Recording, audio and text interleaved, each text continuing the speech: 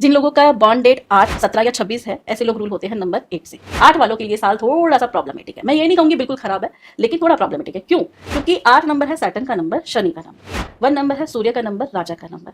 अब सैटर्न और सन में बनती नहीं है ना, दोनों ही उसमें जाते हैं। क्योंकि सैटर्न उनको मतलब अब जो पिता है ना, पिता तो देना चाहते हैं, लेकिन पुत्र है यानी कि सैटर्न देव है, वो रिजिड है, वो लेना नहीं चाहते।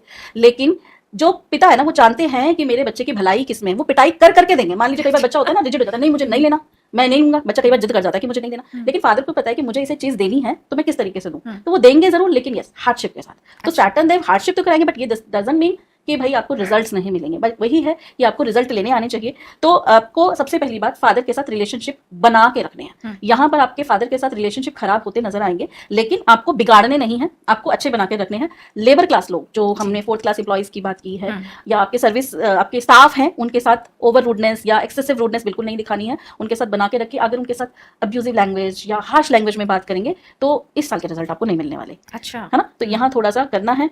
टैक्सेशन टाइमली भरना है, मतलब कोई टैक्स की चोरी नहीं, कोई जीएसटी का कुछ ऐसे वो नहीं करना झोल झाल, क्योंकि जजमेंट का नंबर है और हमारा ये सैटर्न देव जो है न्यायदाता है। तो टैक्सेशन का चोरी और ये सब नहीं करना, या लेट करके चलो ठीक है सीए को बोल दिया ये कर दे वो कर दे, वो मत करना। तो ये फिर आपके लिए अच्छा जाएगा। कोई नया काम की अपॉर्चुनिटीज आपकी लाइफ में भी आएगी, ऐसा नहीं है कि नहीं आएगी, लेकिन आप लोग ना थोड़े से एडमेंट हो जाओगे कि यार ठीक तो चल रहा है, क्या जरूरत है मुझे अभी उसमें लाने की, या फिर आपको लगेगा यार मुझसे नहीं होगा, ये शायद मेरे लिए नहीं है, बहुत काम कर लिया, ये होगा, थोड़ी एंग्जाइटी होगी, थोड़े से अपने आप पे ट्रस्ट नहीं आएगा कि मैं शायद इस लायक हूं या नहीं हूं।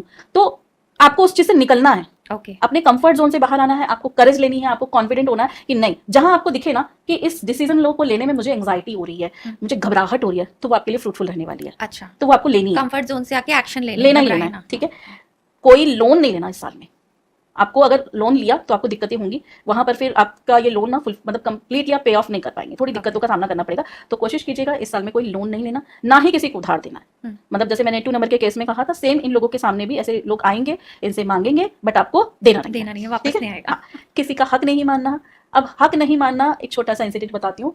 ये इंसिडेंट मैं इसलिए बता पा रही हूँ, क्लासेस में बच्चे पढ़ाती हूँ तो बच्चे शेयर करते हैं। तो जैसे कई बार फीमेल्स क्या करती हैं, सब्जी लेने जाती हैं, है ना। अब सब्जी वाले ने मान लीजिए पैसे आपसे 130 रुपए बने, 130 बने, और लेकिन उसने काउंट कर लिया 110, है ना। आपने भी देख लिया 130 बने थे, 110 लिया, कोई बात नहीं ना। तो आपने 110 दिया, भैया गलती मेरी थोड़ी ना, सामने वाले ने कम मांगा है ना। तो यहाँ आप गलत कर रहे हो, यहाँ आपने उसके हक के पैसे मार लिए। तो 8 नंबर वालों को ये बिल्कुल नहीं करना, क्योंकि ये जो 20 रुपए आपने बचाए है ना, ये 20 रुपीज आपने जो बचाए हैं, जब कभी आपका इवेंट आएगा जो कि इस साल आने वाला है, 1 का जो ईयर है, ये भी आपको देने आएगा, तो उस टाइम में ना सैटर्न देव क्या कहेंगे, वो तेरा हिसाब था, तूने 20 रुपए बचाए, अब तुझे जो 20 लाख मिलने हैं ना, वो तेरे 20 रुपए और मेरे 20 लाख बराबर है, हिसाब बराबर हो गया। ठीक है। तो किसी का स्पेशली 4th क्लास एम्प्लॉइज के हक का पैसा बिल्कुल नहीं मानना आपको, उनसे नाइसली बात करना है, अब्यूजिव लैंग्वेज यूज नहीं करना, डेडिकेशन के साथ काम करो, पेशेंस के साथ काम करो, पेशेंस के काम करो, आपको रिजल्ट मिलेंगे ही मिलेंगे। ऐसा नहीं है कि 8 का दुश्मन 1 है तो आपको रिजल्ट नहीं मिलेंगे। टेस्ट तो देना पड़ेगा अनडाउटेडली, क्योंकि सैटर्न देव है, बिना टेस्ट दिए तो ये आगे बढ़ने नहीं देते। मैंने सुना भी है कि 8 नंबर को हमेशा टेस्ट ही देना, लेकिन लंबी रेस का घोड़ा है। I am also having number 8। Okay, तो ये लंबी रेस का घोड़ा है, आपको जब मिलता है ना तो ऐसा मिलता है कि कोई स्टॉप नहीं कर सकता आपको, लेकिन आपको गलत नहीं करना, बस किसी के साथ किसी का हक का नहीं मानना, टैक्स चोरी नहीं करना, ये सब चीजों को बच के रहो, चीजों को करते रहो, रिजल्ट बहुत बहुत अच्छे हैं। और मैं कहती हूँ सिर्फ मैं ही नहीं, बहुत सारे 8 वाले ऐसे लोग हैं जो मैं बताऊं कि मतलब लिस्ट है, तो वो उनके बहुत अच्छे रिजल्ट। नरेंद्र मोदी जी राइट, तो बहुत सारे हैं। अच्छा, इनको जो है इस साल में बोन्स रिलेटेड प्रॉब्लम आ सकती है, स्पेशली लोअर लेग्स में, यहाँ घुटनों से नीचे के एरिया में इनको प्रॉब्लम्स आएंगी।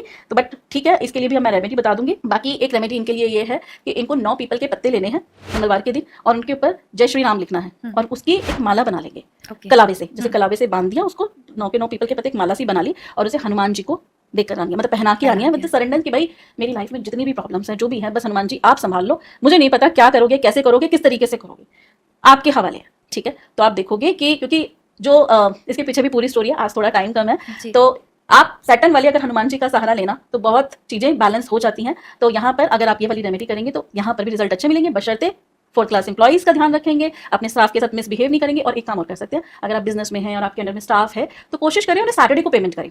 जो उनका जैसे सैलरी आप देते हैं तो सैटरडे को पेमेंट करें, साथ ही साथ में एक मिठाई का डब्बा दे दे जब भी मन करे, या मिठाई खिला दिया करे, या कोई सैटरडे टू सैटरडे कोई जो ये हमारी तली हुई आइटम्स होती है, जैसे कि समोसा हो गया, ब्रेड पकौड़ाज हो गया, ये खिला दिया करे, तो इनका स्टाफ खुश रहेगा, और स्टाफ खुश रहेगा तो यानी कि 8 नंबर भी बैलेंस फॉर्म में काम करेगा। तो ये चीज की जा सकती है। ठीक है, जैसे आपने अभी बताया कि पीपल के पत्तों पे श्री राम लिखना है, तो ये मुझे भी थोड़ा कंफ्यूजन रहता है कि हम जो नाम है किस से लिखें, कुमकुम से लिखें, हल्दी से लिखें, किस चीज से लिखें? कुमकुम से लिखना है, क्योंकि इसके पीछे फिर एक स्टोरी है। हनुमान जी एक बार सीता मैया अपनी मांग में सिंदूर भर रही थी, तो हनुमान जी ने कहा मैया ये किस लिए भर रहे हो?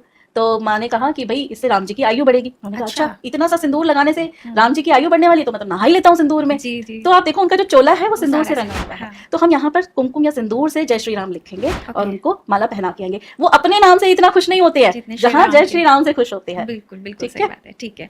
अब इनके लिए क्रिस्टल कौन सा यूज इनके करें? लिए क्रिस्टल जो रहेगा सैटर्न वालों के लिए ईरानी फिरोजा रहेगा या फिर ऑर्थोसिराज। ओके। ऑर्थोसिराज एक ऐसा क्रिस्टल है जो इनके लिए, क्योंकि 8 नंबर को ना प्रायश्चित का नंबर बोला जाता है कि पिछले लाइफ में आपने कुछ ऐसे कर्मास किए जिसकी वजह से आपको इस जन्म में प्रायश्चित करने होंगे। ठीक है। अच्छा। तो ऐसा जरूरी नहीं है, बट वही है कि आप उस चीज को कैसे ले रहे हो। ठीक तो है। इसको हम कार्मिक नंबर्स में ले कार्मिक सकते हैं? नंबर में ले सकते हैं, यस। बट 8 नंबर जब देता है तो अतः में भी देता है, ऐसी बात नहीं है। ठीक है। आप किसी के साथ गलत नहीं करोगे, कुछ ऐसा नहीं करोगे तो आपको 8 नंबर बहुत बहुत देगा। Okay. तो अगर कुछ ऐसा है तो ऑर्थोसिराज का लॉकेट आपको पहनना है। और ऑर्थोसिराज का जो क्रिस्टल होगा वो आपको अपने वॉलेट में या पर्स में रखना है, जहां से ऐसा नहीं कि आपने लॉकर में रख दिया, क्योंकि लॉकर में हम डेली के पैसे निकालते नहीं है। जी। मतलब जहां से पैसों की आवाजाही होती